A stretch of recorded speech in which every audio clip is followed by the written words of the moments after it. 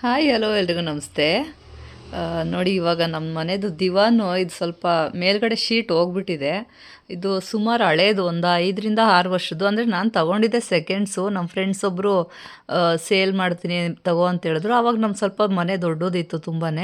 ಒಂದು ದಿವಾನ್ ಇತ್ತು ಆಲ್ರೆಡಿ. ಆದ್ರೂ ಇದು ಒಂಥರ ಚೆನ್ನಾಗಿದೆಯಲ್ಲ ಕಬೋರ್ಡ್ ದಿವಾನು, ಅದ್ರ ಒಳಗಡೆ ಎಲ್ಲ ಏನಾದರೂ ಇಟ್ಕೋಬೋದಲ್ಲ ಅಂತೇಳಿ ಸರಿ ಆಯಿತು ಅಂತೇಳಿ ತಗೊಂಡೆ. 5-6 ವರ್ಷಕ್ಕೆ ಮುಂಚೆನೇ 2,500 ಕೊಟ್ಟು ತೊಗೊಂಡಿದ್ದಿದ್ದು.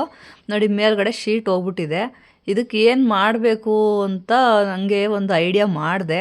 ಹೆಂಗಿದ್ರು ಈಗ ಬೇರೆ ಮನೆಗೆ ಶಿಫ್ಟ್ ಆಗಿದ್ದು ಅಲ್ವಾ, ಸ್ವಲ್ಪ ನಮ್ಮದು ಬೀರುದು ನೋಡಿ ಇದು ಕಬೋರ್ಡು ಹೋಗ್ಬಿಟ್ಟಿತ್ತು. ಅಂದರೆ ಸ್ವಲ್ಪ ಮನೆ ಶಿಫ್ಟ್ ಮಾಡಿನೇ ಎತ್ತಿನೇ ಇದು ಹೋಗ್ಬಿಟ್ಟಿದೆ. ಕಬೋರ್ಡ್ ಚೆನ್ನಾಗಿದೆ, ಡೋರೂ ಚೆನ್ನಾಗಿದೆ, ಬಟ್ ಯಾಕೋ ಅದು ಸ್ಕ್ರೂಗಳೆಲ್ಲ ಲೂಸ್ ಆಗಿ ಬಿಚ್ಚೋಗ್ತಾ ಇತ್ತು. ಸರಿ ಅಂತ ಇವಾಗ ಇದನ್ನು ಬಿಸಾಕ್ಬಿಡ್ರಿ ಅಂತ ಈ ಮನೆ ಶಿಫ್ಟ್ ಮಾಡೋಕ್ಕೆ ಬಂದವರೆಲ್ಲ ಐಡಿಯಾ ಕೊಟ್ಟರು. ನಾನು ಯೋಚನೆ ಮಾಡಿ ಇದನ್ನ ಯಾಕೆ ಬಿಸಾಕಬೇಕು, ಇದು ಈಗ ಆ ಶೀಟ್ ಹೆಂಗೂ ದಿವಾನ್ದು ಶೀಟ್ ಹೋಗಿತ್ತಲ್ವಾ, ಅದ್ರ ಮೇಲಕ್ಕೆ ನಾನು ಒಂದು ಹೊಸ ಶೀಟ್ ಹಾಕ್ಸ್ಬೇಕು ಅಂತ ಯೋಚನೆ ಮಾಡಿದ್ದೆ. ಪಟ್ಟಂತ ನನ್ನ ತಲೆಗೆ ನೋಡಿ ಈ ಶೀಟ್ ಇದೆಯಲ್ವಾ, ಇದನ್ನೇ ಹಾಕ್ಬೋದಲ್ಲ ಅಂತ ನಾನು ಟೇಪಿಂದ ಮೆಜರ್ಮೆಂಟ್ ಮಾಡಿ ನೋಡಿದಾಗ 1 ಇಂಚು ಇದು ಡೋರ್ ಎಕ್ಸ್ಟ್ರಾ ಇದೆ. ಸೊ ಅದ್ರ ಮೇಲೆ ಕೂರುತ್ತೆ, ಏನು ತೊಂದರೆ ಇಲ್ಲ, ಅದೇನು ಪರವಾಗಿಲ್ಲ ಅಂತ ಅನ್ನಿಸ್ತು. ಹಂಗಾಗಿ ಅದರಲ್ಲಿ ಇದ್ದಿದ್ದು ಸ್ಕ್ರೂಗಳು, ನಟ್ಟು ಬೋಲ್ಟ್ ಎಲ್ಲ ತೆಗೆದು, ಕ್ಲ್ಯಾಂಪ್ ಎಲ್ಲ ತೆಗೆದು ರಿಮೂವ್ ಮಾಡ್ತಾಯಿದ್ದೀನಿ.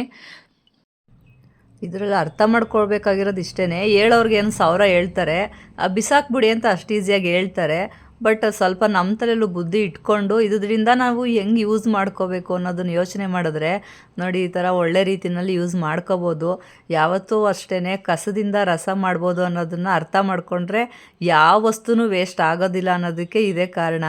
ನಾನು ಈ ಶೀಟ್ ಹಾಕ್ಸೋಕ್ಕೆ 1,500ರಿಂದ 2,000 ಆಗ್ಬೋದು ಅಂತ ಅಂದ್ಕೊಂಡಿದ್ದೆ, ಬಟ್ ವಿಚಾರಿಸಿರಲಿಲ್ಲ ಬೇರೆ ಕಡೆ. ಅದೇ ಟೈಮ್ಗೆ ನನಗೆ ಇದು ಒಂದು ವೇಸ್ಟೇಜು ಅಂತ ಅನ್ನಿಸ್ತಲ್ಲ, ಹಂಗಾಗಿ ಇದನ್ನೇ ಇಲ್ಲಿ ಯೂಸ್ ಮಾಡ್ಕೊಳ್ಳೋಣ ಅಂಥೇಳಿ ಮಾಡ್ಕೋತಾ ಇದ್ದೀನಿ. ಪರ್ಫೆಕ್ಟಾಗಿ ಕುತ್ಕೊಂತು ಮಾತ್ರ.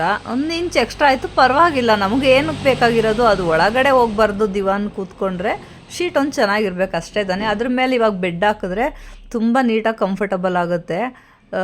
ಸೊ ಈ ಐಡಿಯಾ ಹೆಂಗೆ ಅನ್ನಿಸ್ತು ಅಂತ ನಿಮ್ಗೆ ಇಷ್ಟ ಆದರೆ ವೀಡಿಯೋನ ಲೈಕ್ ಮಾಡಿ, ಏನು ಅನ್ನಿಸ್ತು ಅಂತ ಕಮೆಂಟಲ್ಲಿ ತಿಳಿಸಿ. ನನಗಂತೂ ಇಷ್ಟ ಆಯಿತು. ಇದನ್ನು ಬಿಸಾಕಬೇಕು ಅಂತ ಯೋಚನೆ ನಾನು ಅವರೆಲ್ಲ ಹೇಳ್ದಾಗ ಅಂದ್ಕೊಂಡಿದ್ದೆ, ಬಟ್ ನನಗೆ ಈ ಥರ ಐಡಿಯಾ ಬಂದಿದ್ದು ನನಗೆ ಖುಷಿ ಆಯಿತು. ಇನ್ನು ಇದ್ರ ಮೇಲೆ ಬೆಡ್ ಹಾಕಿದ್ದಾದ್ಮೇಲೆ ತುಂಬಾ ಚೆನ್ನಾಗಿ ಅನ್ನಿಸ್ತು. ಅಷ್ಟೇ, ಯಾವುದೇ ಆದ್ರೂ ಬಿಸಾಕಕ್ಕೆ ಮುಂಚೆ 10 ಸಲ ಯೋಚನೆ ಮಾಡಿ ಇದರಿಂದ ಏನಾದರೂ ಉಪಯೋಗ ಆಗುತ್ತಾ ಅಂತ. ಬಿಸಾಕೋದು ತುಂಬಾ ಈಸಿ, ಬಟ್ ನಾವು ತಗೋಬೇಕು ಅದನ್ನೇ ವಾಪಸ್ ಅಂದರೆ ತುಂಬಾ ಕಷ್ಟ. ಸೊ ಈ ವಿಡಿಯೋ ಹೆಂಗೆ ಅನ್ನಿಸ್ತು ಅಂತ ತಿಳಿಸಿ. Thank you so much. Bye.